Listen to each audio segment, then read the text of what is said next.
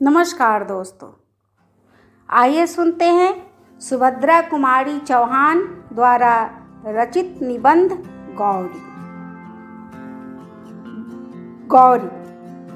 शाम को गोधली की बेला कूली के सिर पर सामान रखवाए जब बाबू राधा कृष्ण अपने घर आए तब उनके भारी भारी पैरों की चाल और चेहरे के भाव से ही कुंती ने जान लिया कि काम वहाँ भी नहीं बना। कूली के सिर पर से बिस्तर उतरवा कर बाबू राधा कृष्ण ने उसे कुछ पैसे दिए। कूली सलाम करके चला गया और वह पास ही पड़ी एक आराम कुर्सी पर, जिसके स्प्रिंग खुलकर कुछ ढीले होने के कारण इधर उधर फैल गए थे, गिरे से पड़े। उनके इस प्रकार बैठने से कुछ स्प्रिंग आपस में टकराए, जिससे एक प्रकार की झन झन की आवाज़ हुई। पास ही बैठे कुत्ते ने कान उठाकर इधर उधर देखा, फिर भः भः करके भौंक उठा। इसी समय उनकी पत्नी कुंती ने कमरे में प्रवेश किया। काम की सफलता या असफलता के बारे में कुछ भी न पूछकर कुंती ने नम्र स्वर में कहा, चलो हाथ मुंह धो लो, चाय तैयार है। चाय? राधा कृष्ण चौक से पड़े। चाय के लिए मैंने नहीं कहा था। नहीं कहा था तो क्या हुआ, पी लो, कुंती ने आग्रहपूर्वक कहा। अच्छा चलो, कहकर राधा कृष्ण कुंती के पीछे पीछे चले गए। गौरी अपराधिनी की भांति माता पिता दोनों की दृष्टि से बचती हुई पिता के लिए चाय तैयार कर रही थी। उसे ऐसा लग रहा था कि पिता की सारी कठिनाइयों की जड़ वही है। न वह होती और न पिता को उसके विवाह की चिंता में इस प्रकार स्थान स्थान घूमना पड़ता। वह मुंह खोल कर किस प्रकार कह दे कि उसके विवाह के लिए इतनी अधिक परेशानी उठाने की आवश्यकता नहीं। माता पिता चाहे जिसके साथ उसकी शादी कर दे, वह सुखी रहेगी, न करे तो भी वह सुखी है। जब विवाह के लिए उसे जरा भी चिंता नहीं, तब माता पिता इतने परेशान क्यों रहते हैं? गौरी यही नहीं समझ पाती थी। कभी कभी वह सोचती, क्या मैं माता पिता को इतनी भारी हो गई हूँ? रात दिन सिवा विवाह के उन्हें और कुछ सूझता नहीं। तब आत्मग्लानि और क्षोभ से गौरी का रोम रोम व्यथित हो उठता। उसे ऐसा लगता कि धरती फटे और वह समा जाए, किंतु ऐसा कभी न हुआ। गौरी, वह जो पूनों की चांद की तरह बढ़ना भर जानती थी, घटने का जिसके पास कोई साधन न था, बाबू राधा कृष्ण के लिए चिंता की सामग्री हो गई थी। गौरी उनकी एकमात्र संतान थी। उसका विवाह वे योग्य वर्ग के साथ करना चाहते थे। यही सबसे बड़ी कठिनाई थी। योग्य पात्र का मूल्य चुकाने लायक उनके पास यथेष्ट संपत्ति न थी। यही कारण था कि गौरी का यहाँ 19वां साल चल रहा था, फिर भी वे कन्या के हाथ पीले न कर सके थे। गौरी ही उनकी अकेली संतान थी। छुटपन से ही उसका बड़ा लाड़ प्यार हुआ था। प्रायः उसके उचित अनुचित सारे हट पूरे हुआ करते थे।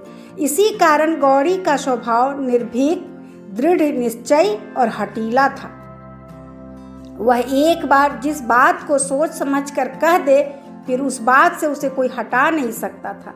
पिता की परेशानियों को देखते हुए अनेक बार उसके जी में आया कि यह पिता से साफ साफ पूछे कि आखिर वे उसका विवाह के लिए इतने चिंतित क्यों है। वह स्वयं तो विवाह को इतना आवश्यक नहीं समझती, और अगर पिता विवाह को इतना अधिक महत्व देते हैं तो फिर पात्र और कुपात्र क्या? विवाह करना है कर दे, किसी के भी साथ, वह हर हालत में सुखी और संतुष्ट रहेगी। उनकी यह परेशानी, इतनी चिंता उससे सही नहीं जाती, किंतु संकोच और लज्जा उसकी जबान पर ताला सा डाल देते। 1000 बार निश्चय करके भी वह पिता से यह बात न कह सकी। पिता को आते देख गौरी चुपके से दूसरे कमरे में चली गई। राधा कृष्ण बाबू ने जैसे बेमन से हाथ मुंह धोया और पास ही रखी एक कुर्सी पर बैठ गए। वहीं एक मेज पर कुंती ने चाय और कुछ नमकीन पूरियां पति के सामने रख दी। पूरियों की तरफ राधा कृष्ण ने देखा भी नहीं, चाय का प्याला उठाकर पीने लगे। ऐसी कन्या को जन्म देकर जिसके लिए वर ही न मिलता हो, कुंती स्वयं ही जैसे अपराधीन हो रही थी। कुंती ने डरते डरते पूछा, जहाँ गए थे क्या वहाँ भी कुछ ठीक नहीं हुआ? ठीक ठीक होने को वहाँ धरा ही क्या है? चाय का घूंट गले से नीचे उतारते हुए बाबू राधा कृष्ण ने कहा, हम सब हम ही लोगों पर है। विवाह करना चाहे तो सब ठीक है, न करना चाहे तो कुछ भी ठीक नहीं है। कुंती ने उत्सुकता से पूछा, फिर क्या बात है? लड़के को देखा? हाँ देखा, अच्छी तरह देखा हूँ, कह राधा कृष्ण फिर चाय पीने लगा। कुंती की समझ में यह पहेली न आई। उसने कहा, जरा समझा कर कहो, तुम्हारी बात तो समझ में ही नहीं आती। राधा कृष्ण ने कहा, समझा कर कहता हूँ, सुनो, वह लड़का लड़का नहीं आदमी है। तुम्हारी गौरी के साथ मामूली चपरासी की तरह दिखेगा। बोलो, करोगी ब्याह? कुंती बोली, विवाह की बात तो पीछे होगी, क्या रूप रंग बहुत खराब है? फोटो में तो वैसा नहीं जान पड़ता। राधा कृष्ण का रूप रंग नहीं, रहन सहन बहुत खराब है। उम्र भी अधिक है, 35-36 साल, साथ ही 2 बच्चे भी। उन्हीं बच्चों को संभालने के लिए तो वह विवाह करना चाहते हैं, वरना वह शायद कभी न करते। उनकी यह दूसरी शादी होगी। उनकी उमंगे, उत्साह सब कुछ ठंडा पड़ चुका है। वे अपने बच्चों के लिए एक भाई चाहते हैं। मेरी लड़की की तो दूसरी शादी नहीं है। वे साफ साफ कहते हैं कि मैं बच्चों के लिए शादी कर रहा हूँ।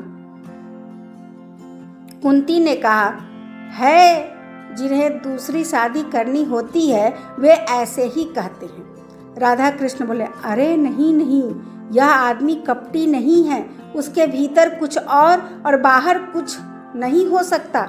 उसका हृदय तो दर्पण की तरह साफ है। उसका खादी कुर्ता, गांधी टोपी, फटे फटे चप्पल देखकर जी हिचकता है।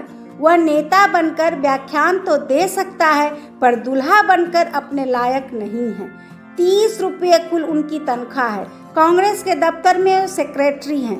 3 बार जेल जा चुके हैं, फिर कब चले जाएं कुछ पता नहीं। कुंती बोली, आदमी तो बुरा नहीं जान पड़ता। राधा कृष्ण ने कहा, बुरा आदमी तो मैं भी नहीं कहता उसे, पर वह गौरी का पति होने लायक नहीं। सच बात यह है। कुंती बोली, फिर तुमने क्या कह दिया? राधा कृष्ण ने कहा, क्या कह देता? उन्हें बुला आया हूँ, अगले इतवार को आवेंगे। आने के लिए भी वे बड़ी मुश्किल से तैयार हुए। कहने लगे, नहीं साहब, मैं लड़की देखने ना जाऊंगा। इस तरह लड़की देखकर मुझसे किसी लड़की का अपमान नहीं किया जाता। जब मैंने समझा कर कहा कि आप लड़की देखेंगे, लड़की और उसकी माँ आपको देखेगी, तब जाकर कहीं बड़ी मुश्किल से राजी हुए। गौरी दरवाजे की आड़ में खड़ी सब बातें सुन रही थी कि है जिस व्यक्ति के प्रति उनके पिता इतने असंतुष्ट और उदासीन थे, उसके प्रति गौरी के हृदय में अनजाने ही कुछ श्रद्धा के भाव जागृत हो गए। राधा कृष्ण बाबू पान का बीरा उठाकर अपनी बैठक में चले गए और उसी रात फिर उन्होंने अपने कुछ मित्रों और रिश्तेदारों को गौरी के लिए योग्य वर तलाशने को कई पत्र लिखे। अगला इतवार आया। आज ही बाबू सीताराम जी गौरी को देखने या अपने आप को दिखलाने आवेंगे। राधा कृष्ण जी ने यह पहले से ही कह दिया है कि किसी बाहर वाले को कुछ न मालूम पड़े कि गौरी को देखने आया है। ये तो यह बात कुछ गुप्त रखी गई है। घर के भीतर आंगन में ही उनके बैठने का प्रबंध किया गया है। 3-4 कुर्सियों के बीच एक मेज है जिस पर एक साफ धुला हुआ खादी का कपड़ा बिछा दिया गया है और एक गिलास में आंगन के ही गुलाब के कुछ फूलों को तोड़कर गुलदस्ते का स्वरूप दिया गया है। बहुत ही साधारण सा आयोजन है। सीताराम जी सरीखे व्यक्ति के लिए किसी भी विशेष आडंबर की आवश्यकता भी तो न थी। यथा समय बाबू सीताराम जी अपने दोनों बच्चों के साथ आए। बच्चे भी वही खादी के कुर्ते और हाफ पैंट पहने थे। न जूता, न मोजा, न किसी प्रकार का ठाट बाट, पर दोनों बड़े प्रसन्न हंसमुख। आकर घर में वे इस प्रकार खेलने लगे जैसे इस घर से चिर परिचित हो। कुंती एक तरफ बैठी थी। बच्चों के कोलाहल से परिपूर्ण घर उसे क्षण भर के लिए नंदन कानन सा जान पड़ा। उसने मन ही मन सोचा, कितने अच्छे बच्चे हैं। यदि बिना किसी प्रकार का संबंध हुए भी सीताराम इन बच्चों को संभालने का भार उसे सौंप दे तो वह खुशी खुशी ले ले। वह बच्चों के खेल में इतनी तन्मय हो गई कि क्षण भर के लिए भूल बैठी कि सीताराम भी बैठे हैं और उनसे भी कुछ बातचीत करनी है। इसी समय अचानक छोटे बच्चे को जैसे कुछ याद आ गया हो, दौड़कर पिता के पास आया, उनके पैरों के बीच में खड़ा होकर बोला, बाबू, तुम तो कहते थे ना कि माँ को देखने चलते हैं, माँ कहाँ है, बतलाओ। बाबू ने किंचित हंसकर कहा, ये माँ जी बैठी हैं, इनसे कहो यही तुम्हें दिखाएंगी।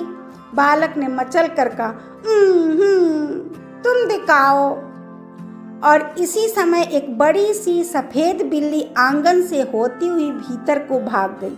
बच्चे बिल्ली के पीछे सब कुछ भूलकर दौड़ते हुए अंदर पहुंच गए। गौरी पिछले दरवाजे पर चुपचाप खड़ी थी। वह न जाने किस ख्याल में थी। छोटे बच्चे ने उसका आंचल पकड़कर खींचते हुए पूछा, तुम हमारी अम्मा हो? गौरी ने देखा हष्ट पुष्ट सुंदर सा बालक, कितना भोला, कितना निश्चल। उसने बालक को गोद में उठाकर कहा, हाँ। बच्चे ने फिर उसी स्वर में पूछा, मारे घर चलोगी ना? बाबू तो तुम्हें लेने आए हैं और हम भी आए हैं। अब तो गौरी उसकी बातों का उत्तर न दे सकी। पूछी, मिठाई खाओगे? कुछ क्षण बाद कुंती ने अंदर देखा, छोटा बच्चा गौरी की गोद में और बड़ा उसी के पास बैठा मिठाई खा रहा है। एक निश्वास के साथ कुंती बाहर चली गई और थोड़ी देर बाद जो ही गौरी ने ऊपर आंख उठाई, उसने माता पिता दोनों को सामने खड़ा पाया। पिता ने स्नेह से पुत्री को कहा, बेटा जरा चलो, चलती हो ना? गौरी ने कोई उत्तर न दिया। उसने बच्चों का हाथ मुंह धुलाया, उन्हें पानी पिलाया, फिर माँ के पीछे पीछे बाहर चली गई। बच्चे अब भी उसी को घेरे हुए थे, वे उसे छोड़ना नहीं चाहते थे।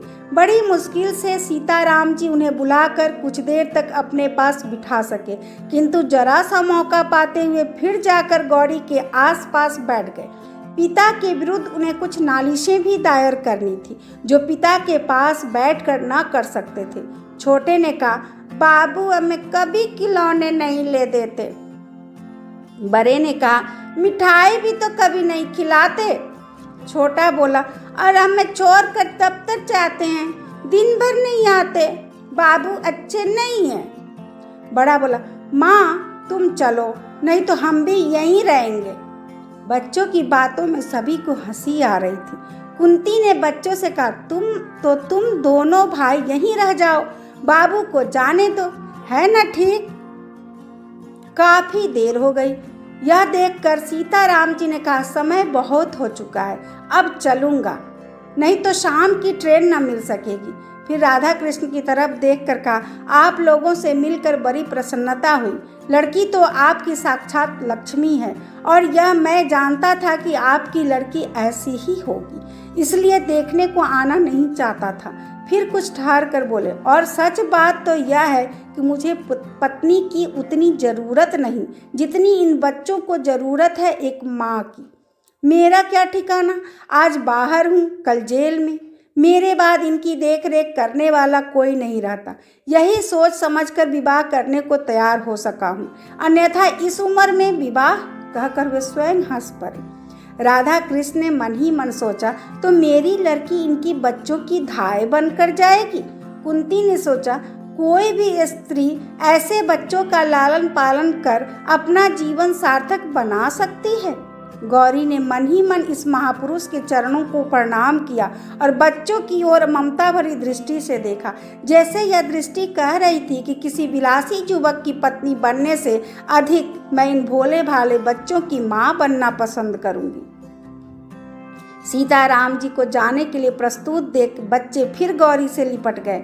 झूठ ही सही, यदि राधा कृष्ण एक बार भी कहते कि बच्चों को छोड़ जाओ, तो सीताराम बच्चों को छोड़कर निश्चिंत होकर चले जाते, परंतु इस ओर से जब ऐसी कोई बात नहीं हुई तो बच्चों को सिनेमा, सर्कस और मिठाई का प्रलोभन देकर बड़ी कठिनाई से गौरी से अलग करके वे ले जा सके। जाते समय सीताराम जी को पक्का विश्वास था कि विवाह होगा, केवल तारीख निश्चित करने भर की देर है। सीताराम जी उस पत्र की प्रतीक्षा में थे जिसमें विवाह की निश्चित तारीख लिख कर आने वाली थी। देश की परिस्थिति, गवर्नमेंट का रुख और महात्मा जी के वक्तव्यों को पढ़कर वे जानते थे कि निकट भविष्य में फिर सत्याग्रह संग्राम छिड़ने वाला है। न जाने किस दिन उन्हें फिर जेल का मेहमान बनना पड़े। पिछली बार जब गए थे तब उनकी बूढ़ी बुआ थी, पर अब तो वे भी नहीं रही। यह कहारिन क्या बच्चों की देखभाल कर सकेंगी? बच्चों की उन्हें बड़ी चिंता थी और बच्चे भी सदा ही माँ माँ की रट लगाए रहते थे। उन्होंने फिर एक पत्र बाबू राधा कृष्ण को शीघ्र ही तारीख निश्चित करने के लिए लिख भेजा। उधर राधा कृष्ण जी दूसरी ही बात तय कर रहे थे। उन्होंने सीताराम के पत्र के उत्तर में लिख भेजा कि गौरी की माँ पुराने ख्याल की है, वे बिना जन्म पत्री मिलवाए विवाह नहीं करना चाहती। ये तो आप अपनी जन्म पत्री भेज दें। पत्र पढ़ने के साथ ही सीताराम को यह समझने में देर न लगी कि यह विवाह न करने का केवल बहाना मात्र है, किंतु फिर भी उन्होंने जन्म पत्री भेज दी। जन्म पत्री भेजने के कुछ ही दिन बाद उत्तर भी आ गया कि जन्म पत्री नहीं मिलती, इसलिए विवाह न हो सकेगा, क्षमा कीजिएगा। बाबू राधा कृष्ण को गौरी के लिए दूसरा वर मिल गया था, जो उनकी समझ में गौरी के बहुत योग्य था। धनवान में भी अधिक न थे, पर अभी अभी नायब तहसीलदार के पद पर नियुक्त हुए थे। आगे और भी उन्नति की आशा थी। बीए पास थे, देखने में अधिक सुंदर न थे, बदशक्ल भी कहे जा सकते थे, पर पुरुषों की भी कहीं सुंदरता देखी जाती है। उम्र कुछ अधिक न थी, यही 24-25 साल। लेने देने का झगड़ा यहाँ भी न था। पहली शादी थी और माँ बाप भाई बहन से भरा पूरा परिवार था। राधा कृष्ण जी इससे अधिक और चाहते ही क्या थे। ईश्वर को उन्होंने कोटि कोटि धन्यवाद दिए, जिसकी कृपा से ऐसा अच्छा वर उन्हें गौरी के लिए मिल गया। विवाह आगामी आषाढ़ में होना निश्चित हुआ। दोनों तरफ से विवाह की तैयारी हो रही थी। राधा कृष्ण जी की यही तो एक लड़की थी। वे बड़ी तन्मयता के साथ गहने कपड़ों का चुनाव करते थे। सोचते थे देर से शादी हुई तो क्या हुआ, वर भी तो कितना अच्छा ढूंढ निकाला है।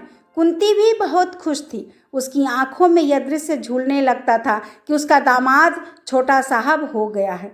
बेटी दामाद छोटे छोटे बच्चों के साथ उससे मिलने आए हैं, किंतु बच्चों की बात सोचते ही उसे सीताराम जी के दोनों बच्चे तुरंत याद आ जाते और याद आ जाती उनकी बात। बच्चों की देख रेख करने वाला कोई नहीं है। फिर वह सोचती दुनिया में और भी तो लड़कियां हैं, कर ले शादी, क्या मेरी गौरी ही है। इस प्रकार पति पत्नी दोनों ही प्रसन्न थे, पर गौरी से कौन पूछता कि उसके हृदय में कैसी हलचल मची रहती है। रह रह कर उसे उन बच्चों का भोला भाला मुंह और मीठी मीठी बातें याद आ जाती। साथ ही याद आ जाते विनयी, नम्र और सादगी की प्रतिमा सीताराम जी। उनकी याद आते ही श्रद्धा से गौरी का माथा अपने आप ही झुक जाता। देशभक्त त्यागी वीरों के लिए उसके हृदय में बड़ा सम्मान था। सीताराम जी ने भी तो देश के लिए अपने जीवन का उत्सर्ग कर दिया है। नहीं तो बीए पास करने के बाद क्या प्रयत्न करने पर उन्हें नायब तहसीलदार की नौकरी न मिल जाती। मिलती क्यों नहीं, पर सीताराम जी सरकार की गुलामी पसंद करते तब ना। दूसरी ओर थे उसके होने वाले वर नायब तहसीलदार साहब, जिन्हें अपने आराम अपने ऐश के लिए ब्रिटिश गवर्नमेंट के जरा सा इंगित मात्र से निरीह देशवासियों के गले पर छुरी फेरने में जरा भी संकोच या हिचक नहीं, जिनके सामने कुछ चांदी के टुकड़े दिए जाते हैं और ये दुम हिलाते हुए निध से निध कर्म करने में भी किंचित लज्जित नहीं होते। घृणा से गौरी का जी भर जाता, किंतु उसके इन मनोभावों को जानने वाला यहाँ कोई भी न था। वह रात दिन एक प्रकार की अव्यक्त पीड़ा से विकल सी रहती। बहुत चाहती थी कि अपनी माँ से कह दे कि वह नायब तहसीलदार से शादी न करेगी, किंतु लज्जा उसे कुछ भी न कहने देती। ज्यों-ज्यों विवाह की तिथि नज़दीक आती, गौरी की चिंता बढ़ती ही जाती थी। विवाह की निश्चित तारीख से 15 दिन पहले एकाएक तार आया कि नायब तहसीलदार के पिता का देहांत हो गया। इस मृत्यु के कारण विवाह साल भर को टल गया। गौरी के माता पिता बड़े दुखी हुए, किंतु गौरी के सिर पर से जैसे चिंता का पहाड़ हट गया। इसी बीच सत्याग्रह आंदोलन की लहर सारे देश में बड़ी तीव्र गति से फैल गई। शहर शहर में गिरफ्तारियों का तांता लग गया। रोज ही ना जाने कितने गिरफ्तार होते, कितनों को सजा होती, कहीं लाठीचार्ज, कहीं 144। सरकार की दमन की चक्की बड़े भयंकर रूप से चल रही थी। गौरी को चिंता थी उन बच्चों की। जब से सत्याग्रह संग्राम छिड़ा था तभी से उसे फिक्र थी कि न जाने कब सीताराम जी गिरफ्तार हो जाए और फिर वे बच्चे बेचारे, उन्हें कौन देखेगा। रोज का अखबार ध्यान से पढ़ती, कानपुर का समाचार तो और भी ध्यान से देखती थी। इसी प्रकार उसने एक दिन पढ़ा कि राजद्रोह के अपराध में सीताराम जी गिरफ्तार हो गए और उन्हें 1 साल का सपरिश्रम कारावास हुआ है। इस समाचार को पढ़कर गौरी कुछ क्षण तक स्तब्ध सी खड़ी रही, फिर कुछ सोचती हुई टहलने लगी। कुछ ही देर बाद उसने अपना कर्तव्य निश्चित कर लिया। वह माँ के पास गई। माँ कोई पुस्तक देख रही थी। उसने अपने सारे साहस को समेटकर दृढ़ता से कहा, माँ, मैं कानपुर जाऊंगी। कानपुर में क्या है? आश्चर्य से कुंती ने पूछा। गौरी ने कहा, वहाँ बच्चे हैं। माँ ने उसी स्वर में कहा, बच्चे? कैसी बात करती हो गौरी, पागलों सी? गौरी बोली, नहीं माँ, मैं पागल नहीं हूँ। बच्चों को तुम भी जानती हो, उनके पिता को राजद्रोह के मामले में साल भर की सजा हो गई। छोटे बच्चे हैं। मैं जाऊंगी माँ, मुझे जाना ही पड़ेगा। गौरी के स्वभाव से कुंती भली भांति परिचित थी। वह जानती थी कि गौरी जिस बात की हट पकड़ती है कभी छोड़ती नहीं है। ये तो सहसा वह गौरी का विरोध न कर सकी। बोली, पर तेरे बाबूजी तो बाहर गए हैं, उन्हें तो आ जाने दे। गौरी ने दृढ़ता के साथ कहा, बाबूजी के आने तक नहीं ठहर सकूंगी माँ, मुझे जाने दो। रास्ते में मुझे कुछ कष्ट न होगा, अब मैं काफ़ी बड़ी हो गई हूँ। और उसी दिन शाम को एक नौकर के साथ गौरी कानपुर चली गई। अपनी सजा पूरी करके सीताराम घर लौटे। इस साल घर के भीतर उन्होंने बच्चों को एक बार भी न देखा था। उन्हें कायदे के अनुसार हर महीने उनका कुशल समाचार मिल जाता था, पर बच्चों की चिंता उन्हें लगातार बनी ही रहती थी। जिस कहारिन के भरोसे वे बच्चे को छोड़ गए थे उसके भी 3-4 बच्चे थे। वह बच्चों को कैसे रखेगी सो सीताराम जी जानते थे, पर व्यवस्था थी, क्या करते। सवेरे सवेरे 6 बजे ही जेल से मुक्त कर दिए गए। एक तांगे पर बैठकर वह घर की ओर चले। जेब से कुछ पैसे थे। एक जगह गरम गरम जलेबियां बन रही थी, बच्चों के लिए थोड़ी सी खरीद ली। घर के दरवाजे पर पहुंचे। दरवाजा खुला था। घर के अंदर पैर रखने में हृदय धड़कता था। ना जाने किस हालत में हो, वे चोरों की तरह चुपके चुपके घर में घुसे। परंतु यह क्या, आंगन में पहुंचते ही वे ठगे से खड़े रह गए। फिर जरा आगे बढ़कर उन्होंने कहा, आप? गौरी ने झुककर उनकी पदधूलि माथे से लगा ली। अभी आप सुन रहे थे सुभद्रा कुमारी चौहान की कहानी गौरी। कैसी लगी आपको ये कहानी? अपने विचार कमेंट बॉक्स में लिखें तथा मेरे चैनल को लाइक करें, सब्सक्राइब करें और साहित्य प्रेमी दोस्तों के साथ शेयर करें। धन्यवाद।